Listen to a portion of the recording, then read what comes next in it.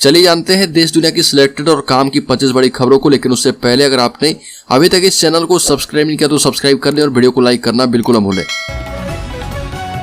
हिमाचल प्रदेश के नए मुख्यमंत्री सुखविंदर सिंह सुक्खू होंगे। हिमाचल प्रदेश में लंबी उठापटक के बाद मुख्यमंत्री के नाम की घोषणा कर दी गई है। सुखविंदर सिंह सुक्खू राज्य के नए मुख्यमंत्री होंगे। कांग्रेस विधायक दल की बैठक में उनके नाम का ऐलान कर दिया गया है।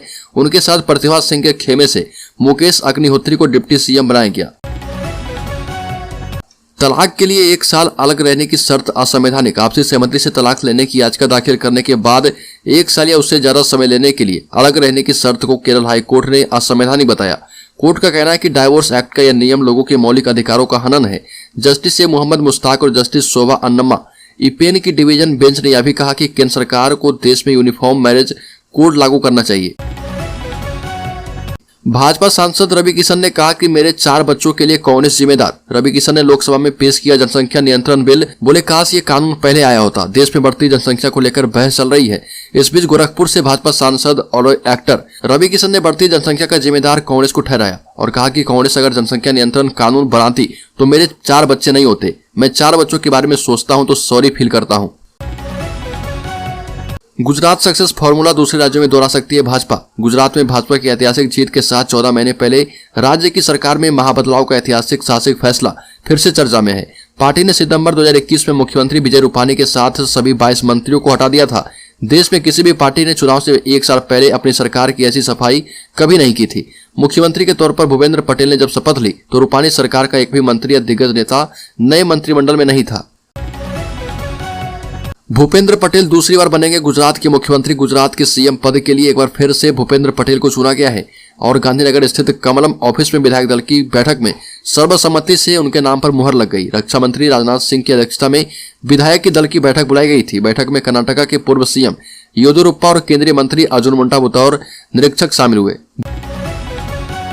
बुलेट ट्रेन प्रोजेक्ट के लिए काटे जाएंगे 22,000 मैंग्रोव पेड़। बॉम्बे हाईकोर्ट ने इजाजत दी। 5 गुना पेड़ लगाने भी होंगे। पीएम मोदी के ड्रीम प्रोजेक्ट बुलेट ट्रेन के लिए एक अड़चन को दूर करते हुए बॉम्बे हाईकोर्ट ने बड़ा फैसला दिया। 21,997 मैंग्रोव पेड़ को शर्त के साथ काटने की अनुमति दे दी है।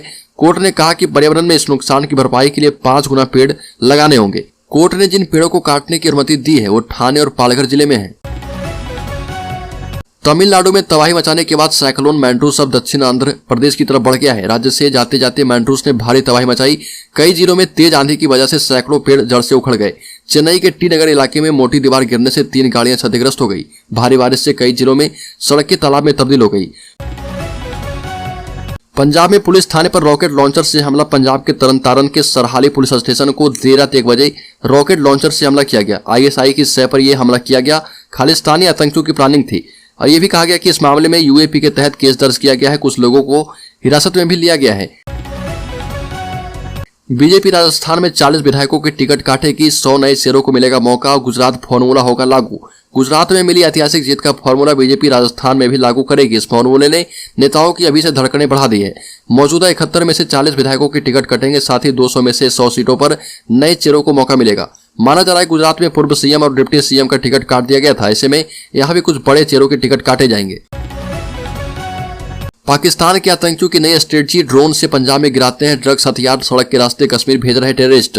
जम्मू कश्मीर में ड्रग्स हथियार और गोला बारूद अब पंजाब और हिमाचल प्रदेश के सड़क मार्ग से भेजा जा रहा। सुरक्षा एजेंसियों को हाल में ऐसे सबूत मिले हैं। इससे पता चलता है कि पाकिस्तान के आतंकियों ने रणनीति बदल दी है। खुफिया एजेंसियों ने पिछले महीने इस रूट पर अलर्ट जारी किया था। संदेह है कि ड्रोन के जरिए सीमा में प्रवेश करने वाली ऐसी खेप को पंजाब के रास्ते कश्मीर ले जाया जा रहा।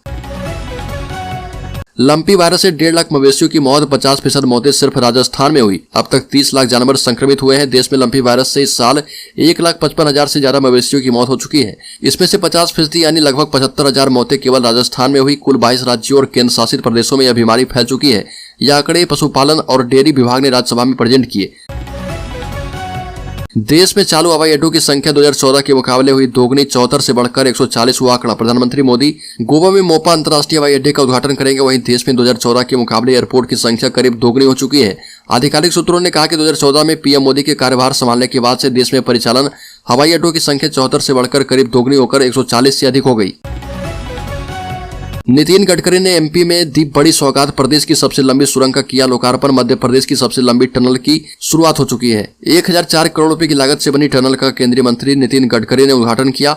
मोहनिया टनल के नाम से बनी यह सुरंग झांसी रांची नेशनल हाईवे 39 पर बनी है। मध्य प्रदेश में यह टनल रीवा से सीधे जिले के बीच बनी हुई है। पीएम मोदी 11 दिसंबर को महाराष्ट्र गोवा के दौरे पर रहेंगे। महाराष्ट्र को देंगे 75,000 करोड़ की सौगात। पीएम मोदी 11 दिसंबर को महाराष्ट्र और गोवा के दौरे पर रहेंगे। इस दौरान पीएम महाराष्ट्र में 75,000 करोड़ रुपए की परियोजनाओं का शिलान्यास और उद्घाटन करेंगे। इसके साथ ही नागपुर और बिलासपुर को जोड़ने वाली वंदे भारत एक्सप्रेस को हरी झंडी दिखाएंगे और एम्स नागपुर का उद्घाटन करेंगे।